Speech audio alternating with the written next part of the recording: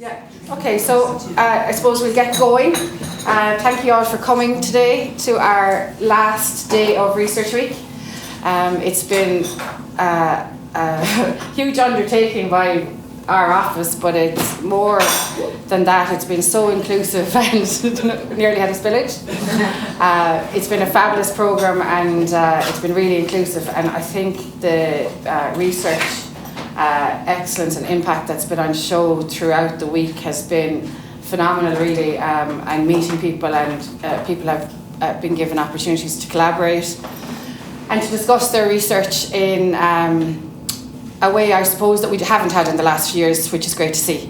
Our launch way back, which feels like forever ago, on Monday, was the Vice President Research in conversation with the President's Excellence and Impact awardees, one of which is here. Thanks, Elaine. And I think for even that topic or that event to be the launch shows how important research impact and excellence is, and how committed the university are to promoting excellent research and impact both nationally and internationally. So I think that was one of my favourite events, but I'm not a bit biased, really. So firstly, I'll just introduce myself. So I'm Yvonne Kiley, for those who don't know me. I've been working in the research office for the last 25 years. Or in UL for the last 25 years, research office the last 15 years, and I moved roles there last year. My main focus is on research impact, managing the Excellence and Impact Awards, case study development and podcast recordings, so promoting research impact in the university. I'm joined here today, which I'm delighted to say, with Giovanna. Dr Giovanna Lima is working in setting up impact, ambitions and governance structures across research, education and engagement at the Erasmus University, Rotterdam. Prior to that, and I think where we met originally, she was Trinity College's first research impact officer, based in Trinity Longroom Hub Arts and Humanities Institute, in a pilot co-funded with the Office of the Dean of Research. And some learnings from the pilot have been that shared in the research impact framework focusing on researchers can build audience-focused, evidence-based impact narratives. So thank you so much for joining us today, Giovanna. I think this has been in planning for quite some time, and I'm delighted that you could come and give this workshop. I know also it's going to be a bit interactive, and it's a chat about research impact, and the hope is to demystify research impact, probably focused on early career research, but hopefully there'll be something for everybody. So if you want, we'll get started. So Giovanna, I suppose in our discussions, can you tell us what research impact is, or what you perceive research impact to be? Thank you, and thank you for the invite to be here. It's brilliant, and thank you all for coming today. Delighted to see you here. I suppose it's what you already mentioned. It's and the whole week has been about, and I love the name of the strategy, Wisdom to Action, because I suppose impact is focusing on the action part. I suppose for many years, I suppose academia was focused on the excellence and the wisdom part, and now we're shifting the focus to include action, not excellence to the cornerstone of what we do, but then research impact comes and helps people understand and articulate what the action comes from their wisdom. So research impact basically is the outcomes, the benefits, the so what that happens after research. So we don't need to change our research in any way. We don't need to necessarily think too differently to what we already do, but it's mainly a focus and a mindset shift much more than anything. So research impact can be scientific impact, which is something that we have been more familiar with in the past decades. And then now I suppose we're moving from scientific impact towards also societal impact. So when we're talking about research impact, we need to be a bit clearer. Are we talking about scientific impact or societal or both? So it's always good to start with the definition. It's not defined by how big impact is or how broad in scope or how long it takes. There's a place for everyone. There's a place for fundamental research. There's a place for applied research. There is fundamental for curiosity-driven research. Sometimes I see that societal research impact is mixed up with research, challenge-based research, which is something that's also very important and it's rising, but not necessarily the same thing. So I would say, in a nutshell, to respond more directly to your question, it's the added value of research, either to yourself. As we develop as researchers, we're also changing ourselves when we're researching, and then to your peers, so academic impact, and then interdisciplinary impact as well is also something that we're looking at, and then of course to society. So that's the added value is how I would define research impact. Yeah. Yeah, and I suppose as you mentioned, we have seen that over the week, and the program of events. So you've seen. Like yesterday's event was performance as research outputs, and the changing landscape, I suppose, is evident really in our programme design throughout the week, and it's very interesting to see that. And it is, as you say, impact is in so many guises. It's measured in so many ways as well. Just on that, like, I suppose, why is it important, or why is impact important for an individual researcher? Yeah, so there's many landscapes and many angles we could be looking at it. I think I will start with the first one, which is personal motivation. I think people have been, many of us who go into research careers are genuinely interested in understanding that issue because it matters to them. And then when we're talking about the consequences of what matters to them, it matters to them to understand.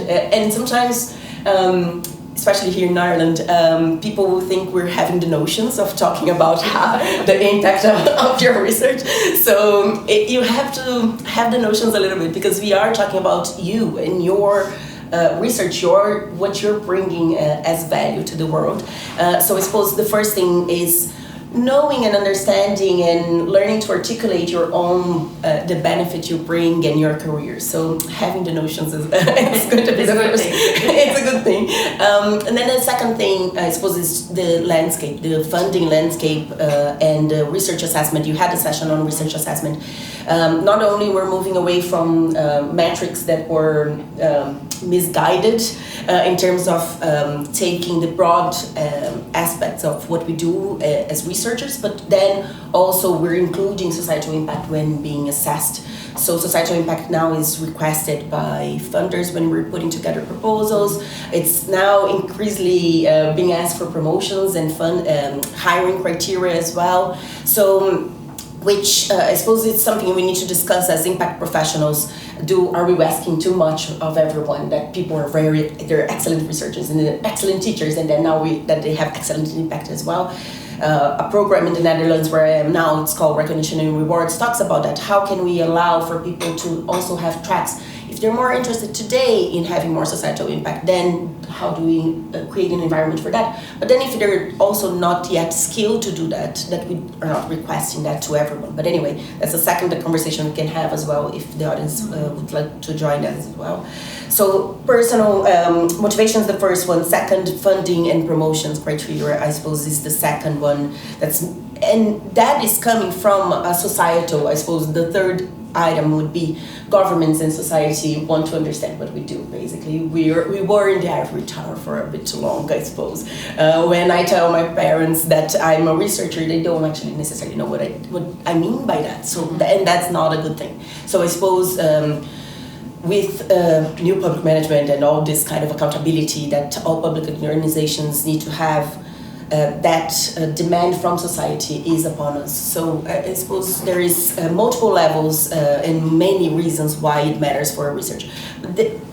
Individually, I suppose when we are working in institutions, we have other drivers, but personally, it's today you cannot think of an academic career without reflecting on what your impact is going to be, how you're going to articulate that, retrospectively, prospectively. Yeah, so it's really important for an individual researcher. Yeah, and I know you touched on it, and you were saying, different elements in your research career and your research journey. Like, I suppose, when should you start thinking about impact for those that are, I suppose, new or are starting or embarking on new research opportunities? Like almost it's embedded. I kind of know the answer, but you can expand a little bit on that. Yes, of course. There is no bad time to start thinking about impact, and you are not too late as well. So I don't know if you haven't missed the train, let's say, because if you start thinking right in the beginning of the project, you're right to say that would be brilliant, because then you can embed it across a whole either research project lifecycle or to your teaching portfolio or whatever it is that you're thinking about in terms of your impact. But if you're in the middle of it, you can still set up some monitoring structures to be able to tell the story of the impact. But even retrospectively, so when I was in Trinity, the first research impact case study that we've done was with 1641. It's a big project from the digital humanities that was already 10 years old, and it had finished 10 years ago when I was doing it. And we could trace back the impacts, even though it wasn't designed with impact in mind back then. So there's really no bad time. You're not late. You can start today. And then depending where you are and in your project or in your career, you think at different levels. And you have a research impact toolkit that people can use. And then in that toolkit, you can choose if you're monitoring it, if you're planning for it, if you're celebrating it, telling the story of impact. So no wrong time in terms of your project life cycle, but not on your career. So if you're early career, the type of activities that you're going to be thinking about, the type of strategies of course are going to be different if you're mid-career or late career. Late career, you're going to be probably celebrating more, and then you also have more time for it.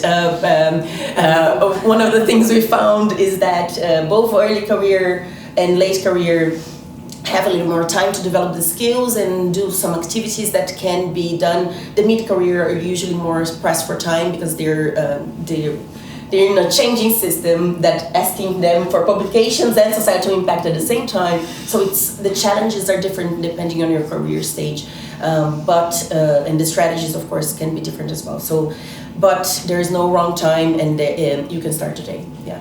And I suppose you did touch on it. You were saying, about managing the impact journey throughout the research, and in some cases it may take a different direction, and recording or managing or highlighting the impact throughout the journey, and even that it has taken a different direction. So maybe we've planned at the very start to go in one direction, and your research takes a different turn, and if you've thought about the impact at the start, you're capturing all that information as you go. I suppose we were talking about at the onset what this workshop hopes to do, and this demystifying research impact is a very interesting topic, obviously, but how do you see the demystification of research impact? How does that work, or what's the approach, or what do we need to do, I suppose, as an organisation or as researchers, or what are the challenges to that really? I suppose for researchers, impact sounds like something extra that they need to do, that like an add-on. We have a lot of language regarding impact, and then people really get bogged down teaching the language of impact or adopting logic models or things like. So the funders are used, especially the EU now has a very complex table that you need to fill in, which if you're doing by yourself, it's sometimes daunting as a researcher. And then we have research impact roles like ourselves, and so it can seem like it's a bit too far from your day-to-day sometimes. So that's why I suppose talking about demystifying is about how people are already doing impact. That's the thing. Like when I did 1641, the impact was already there. There's nothing different that the research team needed to do for the impact to happen. So I suppose demystifying goes to the point of we're already doing it. It's much more a sense of understanding, labeling it. We were talking before, right, Christine, about how people sometimes don't even understand that what they're doing is impact. So it's a bit more also talking about it in a way that tying back to what they're already doing and then going from there. I suppose sometimes we're trying to, of course, we have agendas in the impact landscape, which is helping researchers to think more outside in, connecting their research interests to societal interests as well, etc. Of course, we are trying to do that, but we do need to do that in a way that is connected to academic freedom, connected to research excellence, that's connected to what we hold as values as academic institutions.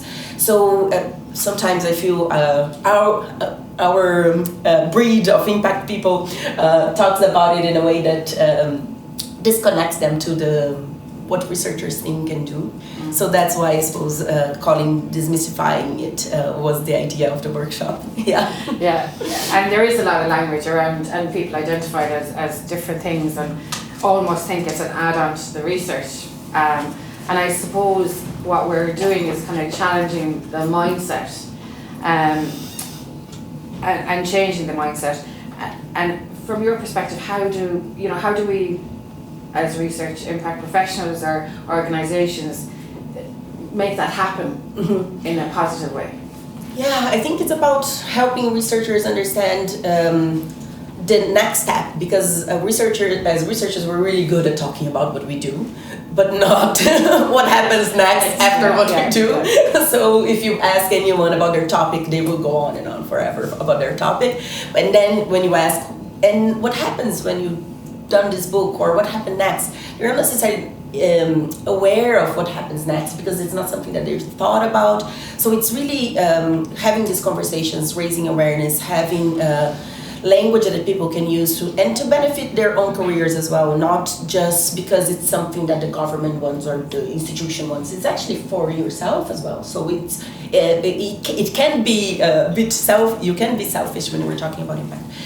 The changing mindset, I suppose, it's because we are trying to help researchers change from what I do to what value does that bring. So that's the shift. So we're not neglecting and we're not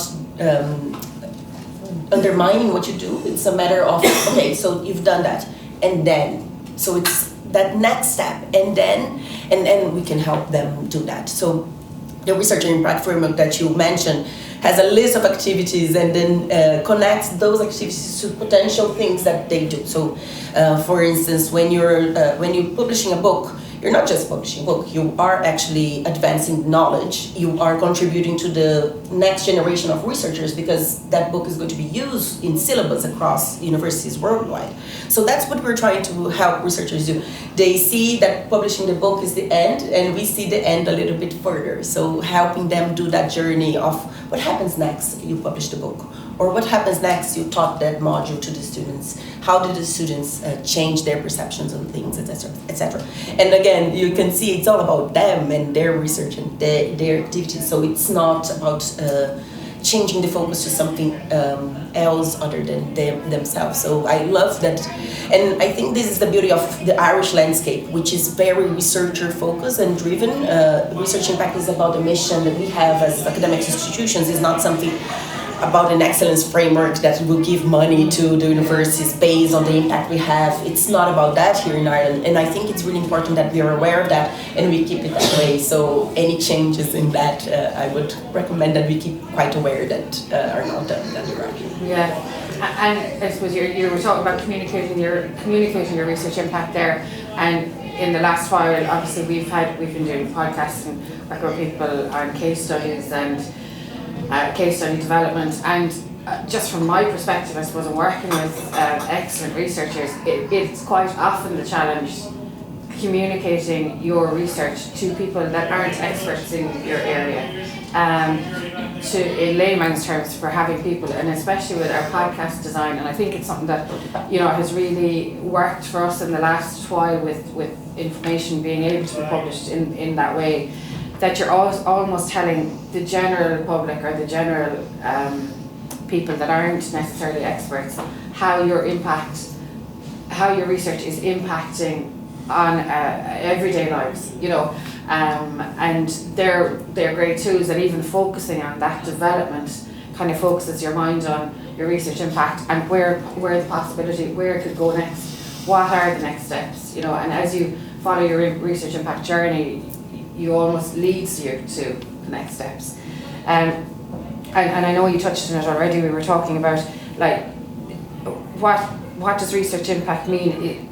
Is there a perception out there that it's only for applied research? And I think we spoke about this in this preparation at a meeting a while back. Forever, it's obviously not just for applied research, but maybe there is a perception out there that it is, it's easier to demonstrate research impact for applied research. Yes.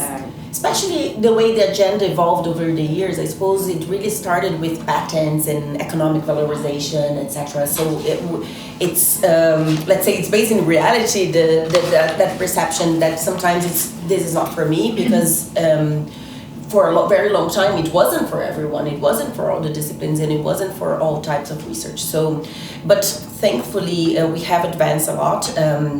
Even for the arts and humanities where I was based today, and you had a brilliant session. You're telling me about the performance as an output, and arts and humanities change the way people feel, what they do, how they see the world. So for me, it was always a joy to be talking about that, different kinds of impact that are more associated with societal development as well, and how people see the world. So yes, it is for everyone. Sometimes it's harder to capture. So in the researcher impact framework, we talk about evidence, right? Because we don't want narratives relating to impact to be boosting. So I did say about the notions, but it's also about I'm marvelous. But then you need the evidence to back it up. So the evidence for some disciplines and for some types of projects are going to be more testimonial based rather than quantitatively based. So there's a difference in how you're going to communicate and understand that impact for different disciplines. But there is a space, and I think it's beautiful. I was talking to Porcine before regarding the faculties taking ownership and the researchers themselves taking ownership of how they're going to communicate their impact and understand that impact. So it's doesn't need to come from the impact professionals, I suppose. Mm-hmm. It can come, and this is great to have this session today, for instance, because then you leave the room and you start thinking, okay, and what is it that I want people to be looking for me for? What is it, how I want to communicate my impact? So you can take ownership of your impact. The disciplines can do that, and research groups can do that. So multiple levels of impact ambitions can be designed and communicated. Yeah, and I'm going back to, I'm interested in the add-on piece. So, and it's something that is very challenging. Is research impact and add on to your research, and how we can embed it. And I know we touched on it, but do organisations have to develop policies more? Is there a need for it to be more embedded? Yes, is the short answer. I say, but the perception of being an add-on is because usually, and researchers were not trained necessarily, and thankfully the PhDs have now been changing, but the transversal skills needed for impact, like communication, networking, that sort of thing is not in traditional PhDs training, postgraduate training. So there are some skills that need to be developed. So that's the perception that needs to be added on. And it takes a little bit of time, sometimes, for you to write a blog post about your research, or for you to have social media account, or for you to go to the media or engage with your stakeholders. It does take a little bit more time.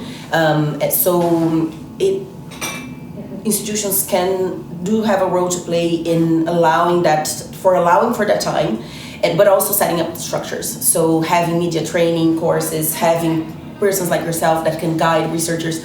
I want to have impact, but I don't know what to do, how to start.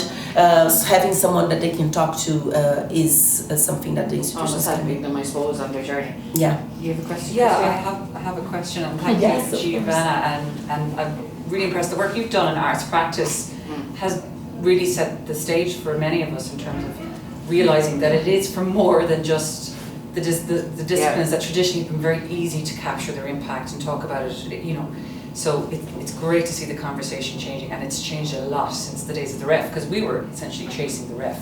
We wanted to do what they were doing, and case study was the mechanism to do it, so let's just do case study. But case study only benefits academics who are far more progressing in their career, and it was a huge disadvantage for early career researchers, we felt at the time. So my question, of loads of them, but the one at the moment, I feel that potential impact is as valuable as realised impact. Yeah. So we had a session yesterday about European Research Council funding, and that's all about blue skies and the big idea, and you may not be the person that actually delivers it all the way through. There are many actors involved in it, and a researcher, their business is conducting excellent research and getting that out there. So I just wonder, what's your view on that difference between it now being as much about potential impact as real impact?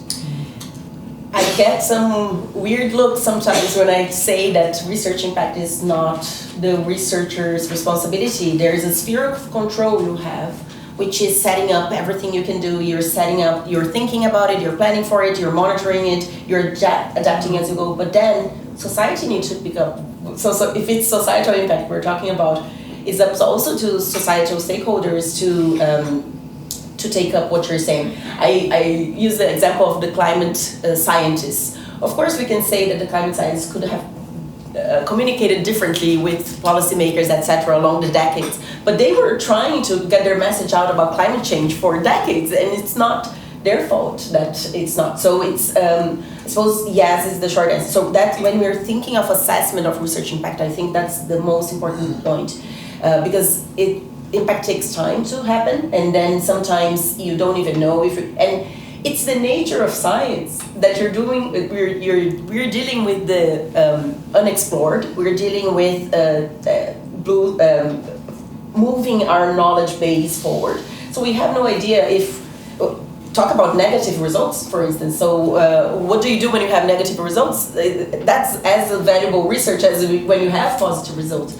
And there are research that we don't want to have impact. So it's and even the discussion about negative and unintended impacts as well. So it's been in terms of our responsibility as impact professionals. I think it goes to say that not everyone needs to be assessed on their impact. Not everyone impact is something that maybe need to be assessed at a team level rather than an individual level. So that's a discussion that I think we should have as well. If we're talking about, and it's hard to talk about team science coming from the arts and medicine, so because it is still a very researcher-driven disciplines rather than team-led research projects. But even then, we should maybe think about talking about a portfolio approach for assessing impact. So in terms of how we engage with the agenda and what we're pushing, and I would encourage researchers to be with us in that fight,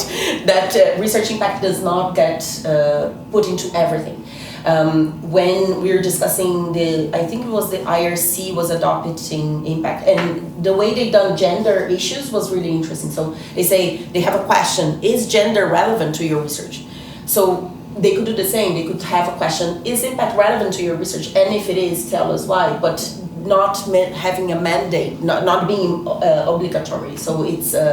Then, if there is potential for impact, you know the potential is there. You've thought about it, but you don't necessarily need to be assessed on it when we're talking about pre-award. In terms of post-awards, it's the same. Not every single funded project is going to have impact. So it's and it's the nature of both impact and of science as well. So it's so we do need to have a nuanced approach to impact But the potential for impact is there, and if you think about the development of the internet, the development of so many things we take for granted today, they were all based on blue skies research that took decades to come about. And the RNA vaccine, the lady that was there working away and never getting funding because it's not impactful enough, and then she breaks through with the COVID pandemic. So we don't know where things are going to lead. So and that's why I suppose I like to focus on impact activities, because that's in the sphere of control of the researcher. And then if the potential gets realized, that's brilliant. But if it doesn't get realized, the researchers done what they could. They use the supports from the university. They assessed and engaged with the stakeholders. It's what they could have done, and it is what it is sometimes, yeah. Thank you for the question. We have another question. Can we go straight to the questions, or do you want to finish anything? I don't think we need to, but I would love to hear from the audience. No problem. Yeah. Hi. Yeah. I'm one of those gender researchers. I'm a lifetime educator, but a baby researcher. I just started my research career. So it's kind of related to her question, okay? So everything I do, all the research I do has within mind, I'm going to change the world, right? Right? So, I mean, that's what it is when you're working in, with gender and whatever. And we get forward, and then like in the case of the United States, we fall way back, right? So disheartening. It helps to have hope, but then, it all comes back. And I really want to be part of the forward movement, but I know we have to prepare for when there's the backlash, right? Okay, so we do great research. We have implications. We have recommendations for policy. We, we present at conferences and say to a bunch of like-minded people, yeah, and they all nod their heads. Yes, we think that's great. Yeah, that's wonderful. And then nobody does anything with all your hard work, and you don't. How do you move that? The paradigm, you've done, and you keep doing your work, and you keep doing your work, and you have experiences, and you can go to policy makers and say, look, here are the experiences, we need to change this. But it's up to them to change it. We can't do anything about it, right? We just keep doing more research. So I want to have impact with everything that I do, but it's very difficult to keep the hope going, right? And also to keep finding new ways to make that impact, new ways to change the paradigms that need to be changed.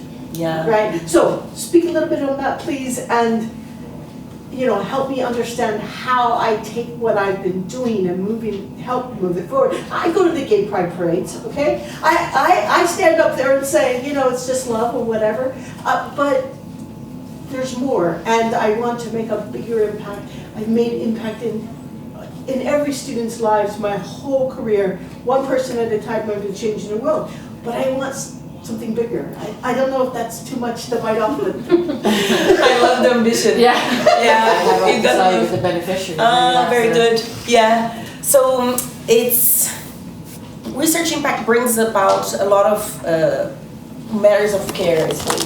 One of them is that the frustration when you don't achieve it, or also when we encourage researchers to engage more online, for instance, and they get bullied or harassed online. So there are many issues of care, and I suppose that's one of the things that us as institutions need to think about is how are we setting the care around engaging with society, because engaging with society brings its own challenges, as you brilliantly put. In terms of, I would say we need to think often and take every win as and make it count. So I think this, in what you described, I would say thinking of the small wins as you do the big wins. In terms of, so we thought, it's called a workshop, so we thought we wouldn't let you off the hook without doing some thinking, so that's why you have on your hands this little sheet that is also on the slide that helps you think through what are the issues, societal issues that your research is touching about, and then who benefits from that. And the question on the benefits is also about the partnerships you set up, and because Campus Engage has a brilliant Engage research framework that hopefully who benefits from research is also who is your partner in that research. And I suppose I come from a policy background, so the question for changing policy is we have several different theories of how policy changes, and one of them is called garbage can model, to say to you how difficult I suppose policy change can be, but also one that's called windows of opportunity. So I think when we know what type of impact we want to make, that is half of the way, I suppose, because then you can set up strategies that will lead to that impact easier. So if in your case, for instance, I would set up a strategy about monitoring the committees, when the committees are going to be meeting, and when is the right time to submit that policy brief that you have. or when is the right time to talk to a TD that's going to be addressing that committee, etc. So when you know that the policy impact is what you want, then you need to understand a little bit what's important for your stakeholders, what's important for the people you're trying to benefit or influence, and then set the strategy relating to that. And sometimes the policy impact is one of the ones I like the most, but also one that's very different and challenging. So, and then maybe thinking of different stakeholders. As you mentioned, students are the next generation, so they are the next policy makers. So when you're changing the students, you're changing policy for the future as well.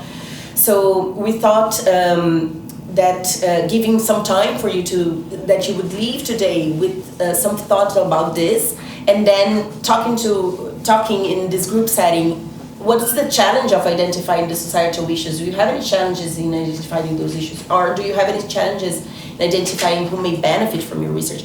Do you want to pull up the other slide that has, so of course the SDGs is about the issues, but they're really big and sometimes daunting, and it's the big ambition of changing the world that sometimes seems really far away. But the next one is about the potential stakeholders. I really like this. It's from the UK National Coordination Centre for Public Engagement, and we're talking about civil society. Sometimes one of the things that we talk about when we're setting impact strategies, for instance, you mentioned going directly to policymakers sometimes can be hard, but you could team up with NGOs that already have a place in the table. So you can access we say trusted gatekeepers. So there's already people who are connected to the places you're changing. So you don't need to do the change by yourself.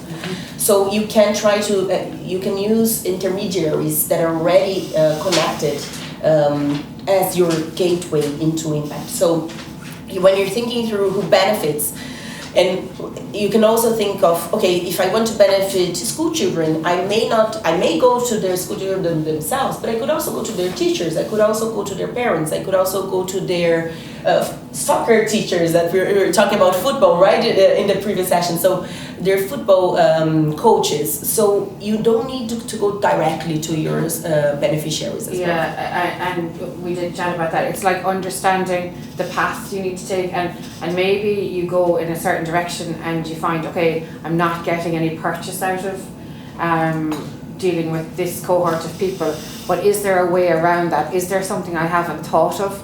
Is there a direction I need to take that will allow me to enter into this space, or to affect the policy, or to make the changes, or even to show my research? And we were chatting about this yesterday actually. It was a podcast that we did recently, and sometimes the way in which we show our research, maybe the person that you're talking to, it hasn't time to read a 10-page document or your actual outputs. Maybe a podcast recording or short bite-sized information that you can give to the people that you want to make the changes with or connect with, and they listen to something, a 20-minute conversation. They have time to do that when they're leaving the office or in any time during the day. And that's how people are kind of getting their messages out there. So maybe there's a way of thinking how the message is delivered as well as the people that you're speaking to. Yeah, the way of communicating, it's changing. Sometimes it's one of the trickiest things, but it's one of the most important. Yeah. So we thought we would give you 2 minutes to think about that, and then share with us. Can you identify the societal issues? Can you share with us, and what are the challenges, or what's the benefit of doing that approach? And we would hear from you. We have an impact awardee, so maybe we'll we'll put her on the spot. No pressure, Elaine. Start with her. Sorry, could I just ask one question? Mm-hmm. It's just, so research is just to know something that we don't know, right? And impact is a reason for the research, beyond just finding out something, And when you're looking for grants, people want to know the impact, but sort of somebody looking at the stars or whatever saying, oh yeah, well this might be potential of, I don't know what's the potential. you know what I mean? They're thinking in a completely different way. All you're doing the research for, ideally, is just to find out something new. That's the aspiration, whereas impact is Yeah, separate. and that's why we're hoping to, the sheet is designed exactly to help you do that. So in the arts and humanities we had people talking about German solitude in the 15th century. How can that be impactful? People would ask themselves, or medieval Irish, so it's, but then you're talking about solitude, and then the pandemic hits, and we're all alone in our houses, locked away, torn apart from each other. So there's always potential for impact, but it's about connecting to issues that are, okay, this is the topic I'm really passionate about, I really love studying this. Who could be interested in this beyond my little 5 people group? It's not the justification for it. You know what I mean? It's not, but then you can think of,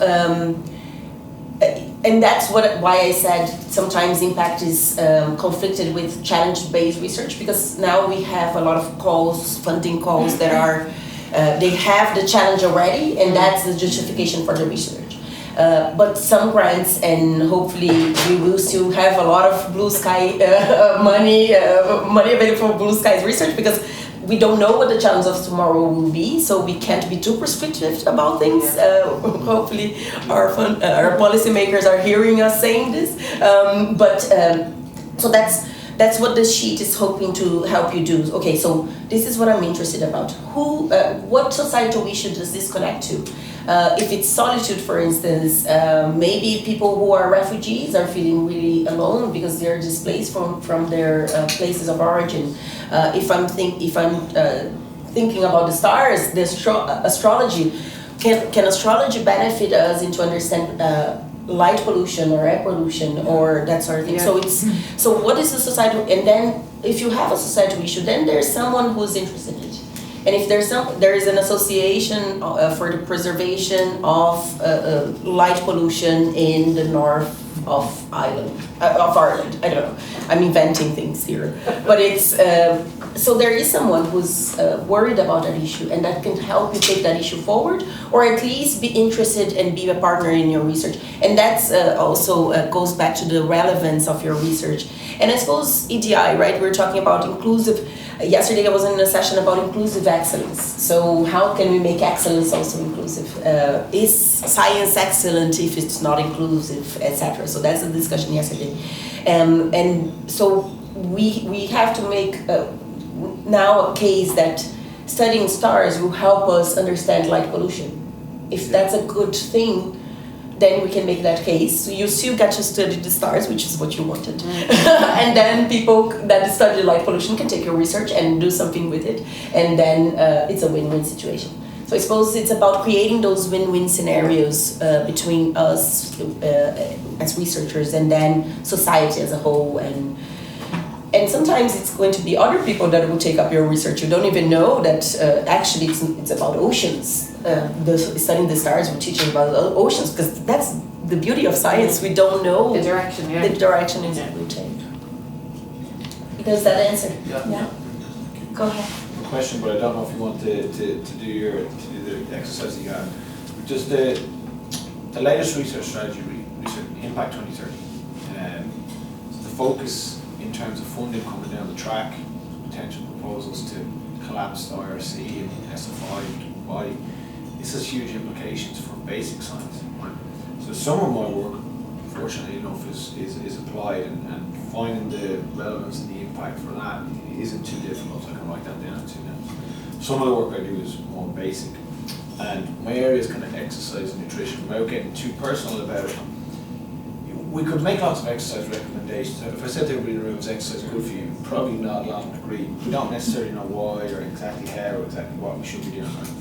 But we have to sometimes go back to very basic science. And if we don't, then we're kind of building on sand, if it makes sense. We don't have the foundations going forward. And the funding, I guess, landscape is shifting a lot away from that. That if you can't communicate that immediate impact, that if I can't show that if I want to investigate this gene in the skeletal muscle, that it's not going to impact on how a physician prescribes exercise to a patient, then not getting funded. That's a little bit of a worry at the moment, and it's trying to, for me, the challenge is some of the stuff, like I said, I can do pretty easy. But some of the stuff is the challenge I would face is communicating what impact this basic science will have immediately in the next 3 years, and it probably, in all honesty, won't have any impact in that time frame. It'll be a much longer journey than that. So just your thoughts on how you go about communicating that. And before I respond to that, I suppose I can give a plug about the letter that's going around to about to Minister Harris the about the Physiological Society had a meeting at the Erasmus on Wednesday, actually. Yes, about that, because I don't know if you're aware, but there is a letter that's talking about exactly that. We need to be careful about redesigning the landscape here in Ireland, because we want to be future-proofing our research, and for you to future-proof, you need to keep money for basic research. So, but in terms of how you communicate the impact of something that today doesn't have immediate application, I would explain the chain. So this type of research influence this type of research, which then gets translated to this in this way. So you will be quite honest that the immediate impact is a scientific impact. And then how you go about doing that scientific impact is also something that you can then explain and be thorough about. And one of the things, interdisciplinarity is really good in that, because then you can showcase how your research can influence also the other disciplines that are surrounding your field. And then that can also lead to impacts in their discipline. So I suppose it's a similar response to the small wins. So I think if you show the ripple effect, because impact is about the ripple effect, right? Once that's done, what happens next, and what then? So keep asking yourself, okay, so if I do this research, what happens next? Okay, it will tell me this and this and this, and this and this and this can be changed because of that. If this and this is still in academia, keep asking, and then you have a chain of logic. Because it's that chain of logic that reviewers and funders are usually evaluating. Depending on the type of call, unfortunately, it's true to say that it's not going to get funded. But in other types of call that are more curiosity-driven and more blue skies, hopefully they do get funded. But having at least the chain explained, I suppose that would be my suggestion. Thank you very much. I'm just very conscious of time. Yes, as you should. And I think that we could sit here and talk forever. But we about 2 can't. minutes left. I don't know if anyone wants to be brave enough about sharing with us their thing, or if you want to close. What do you want to do? Does anybody have a very quick burning question or find? I suppose I think, and this is hopefully a start of a very long partnership here. Yeah. I think this event has shown the need for these discussions to happen regularly, and we have put together some resources, and maybe the slide is even getting you thinking about who benefits, going back to the basics almost for some people that are already on their journey or maybe need to change their journey, or change slightly to come back to their journey. Did you have a question, Christina, or do you want to mention something? I see Paul wants to Yeah. comment there. Maybe if you want to go ahead, Paul. Okay, Paul, sorry. I'm intrigued by the idea of impact, and I mean, this is just one example of how impact is almost impossible at some level to capture. Yeah. If you take like in computing, every time we use Google, we use Boolean searches. The logic underpinning that was written in the 1840s. It wasn't seen as relevant in engineering to the 1930s. It impacted computing in the 1950s and 60s. None of that was imagined by the author of the research. Now I know it relates to the point you said sometimes our ideas are picked up by others. But just collapsing in terms of time a little bit more, even there are, I think, typically very narrow windows of impact in terms of time envisaged, because even in the hard sciences, and going from some discoveries to clinical impact could be 15, 20, 25 years. So the point you made, Brian. The temporal dimension seems to be really important, and I think it's neglected a lot. So even when people are filling out impacts, they're rarely asked to talk about the time frame. And I think that's a real weakness. I've just kind of looked across different ways of framing impact. The temporal dimension is a real weak point, I think, in the way the metric templates are put together. I'd just be curious about your thoughts on that. Yeah, it's a great point, because it's in also when you are asked to report on your impact, it makes all of the difference. If you're asked to report 2 years after you completed, or 10 or 15 or 30 years, so if you're talking about your whole research portfolio, or if you're talking about this research project 2 years after it's ended, it's completely different. But also, when you're putting together the funding proposal, being explicit about what's short term, what's medium term, what's longer term, and how the sphere of control, it's a sphere of control and then a sphere of influence, rather than all under your control. I think that I sound like a broken record, but that's why we need researchers saying these things, and us as impact professionals keep repeating it. We don't know where it's going to go. We can't control where it's going to go. There's excellent research that needs to be funded that's not going to have impact, and it's not all research projects that need to have impact. And we've been telling that to the funders as well. Please take a portfolio approach. From all the researcher funding, 20% has impact. That's probably what you're going to be capturing in the next 5 to 10 years, because that's the nature of the site, depending especially on the discipline. Sometimes we talk about the arts and humanities, but the pure scientists like physics and mathematics, etc., it's even more intangible sometimes than the arts and humanities. So we do need to keep that into consideration and keep repeating that. And there's no, in terms of ways around it that's very practical for you as a researcher as you go about this, I would say interdisciplinarity may be one of the ways, because it's connecting you to things that are going to be maybe more tangible in the near future. So some societal issues need your expertise, even though they're not especially in your field.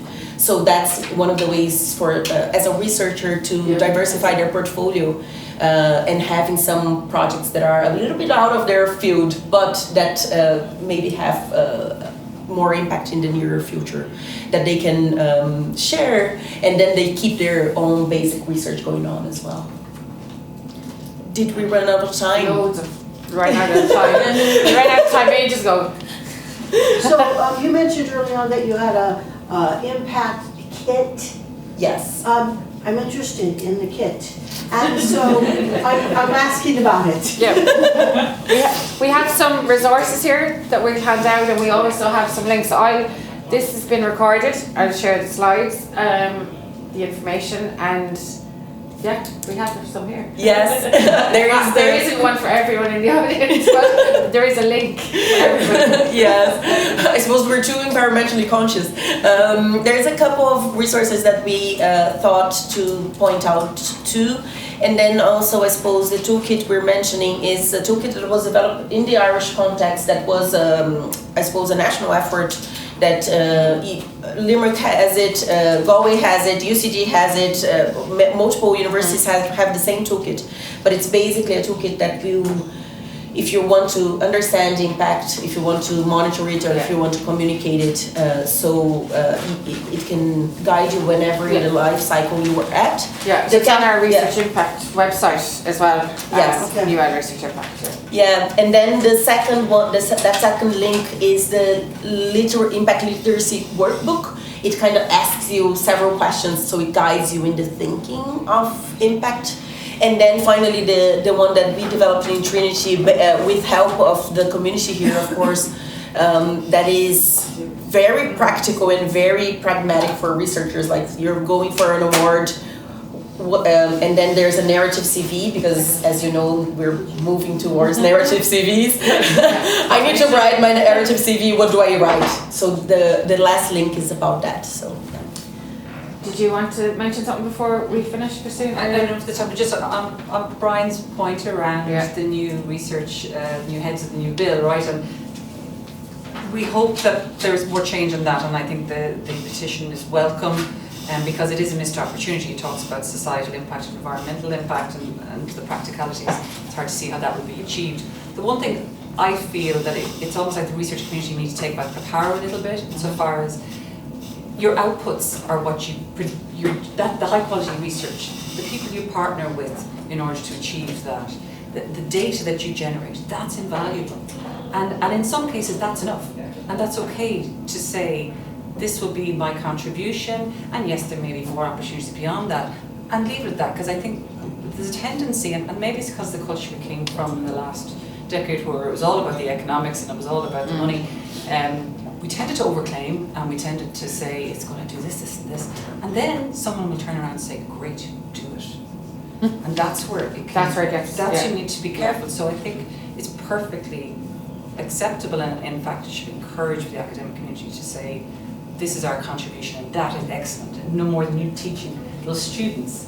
You know, education is what it said, the midwife of democracy. You created a whole new generation of people who are going to go out and spread the good word. So I think it's just reclaiming our confidence slightly. Yeah, not an over rush to impact. It's like a massive rush to say, make some big claim. And look, we can all be a bit responsible, because no more than Minister Harris or UL or any other institution. We like shiny and cool, and we like and we promote and we reward all of that.